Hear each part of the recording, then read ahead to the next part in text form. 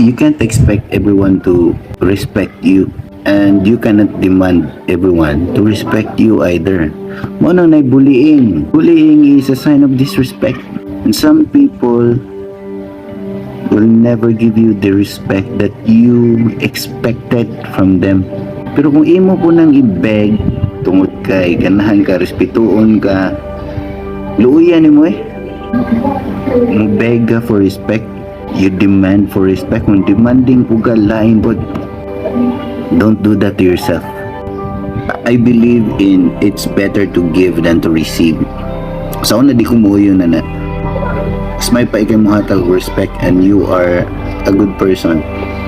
If you don't agree with me, it's up to you. I'd rather be the good one than to be the bad one. So if I give you respect and you don't give me the respect back, I can still consider myself as good. Dili ikaw ang good. If you are not going to respect me, I'll consider you not a good person. So that's why for me, it is better to give than to receive. Mas may pa ako'y muhatag sa respeto. Balag di ko respetoon.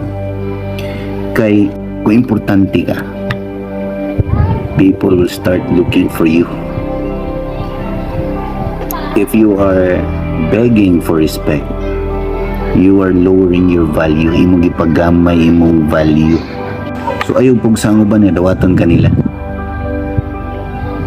Kung valuable ka, they will accept you. Kung importante ka, they will accept you. So make yourself important. Kung makita nila imong worth, you will get the respect that you need. So be in a place where people around in that place respect you. But in return, you should show your respect back to them. Dilibot pa sabot ng respeto ang mga tao nimo, di na ka mo respeto nila, you're higher than them. No, this dili nga na. So, if you are in a place where people respect you, show respect. And if you are in with group of people that accepts you and respect you, so be sure to respect those people who accepted who you are. Because even criminals, bisan sa mga kriminal, ang nagkupot na nila nga nakapagrupo nila mga daotang tao, respeto gyapon. Yung kita mga tarong nga tao, dili ta kabawana. If you consider yourself as good, you don't know how to respect, mas may pa din mga kriminal na to. May pa sila, kabaw pa sila unsa ng respeto. So kung ang mga tao dili mo respeto nimo, don't be sensitive, don't demand respect.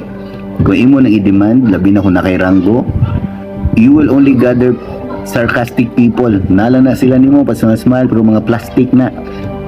You only attract sarcastic people if you demand respect. Kay mas mukuyog pa ko sa mga tao nga sayon-sayonon ko og saway. Unya basta tinuod lang ang saway. Kaysa mukuyog ko sa mga tao nga sige ra og daig nako, murag delikado na nganuman, wa ka ba unsa gilang ginahon na kay sarcastic na uban. Mas ganahan pa ko sa prangka nga tao musulti na ako nga wa ko kauyon nimo, di ko ganahan nimo, kaysa sa mga tao nga wa gid tunood ganahin nimo pero mag-smile pa nimo. Kay tinuod sakit nga i-criticize ka no, kanang maka-insulto no ang criticism. Pero don't forget that truth hurts. Shoutout day kay Sir Melchor sa Lapu-Lapu City Division.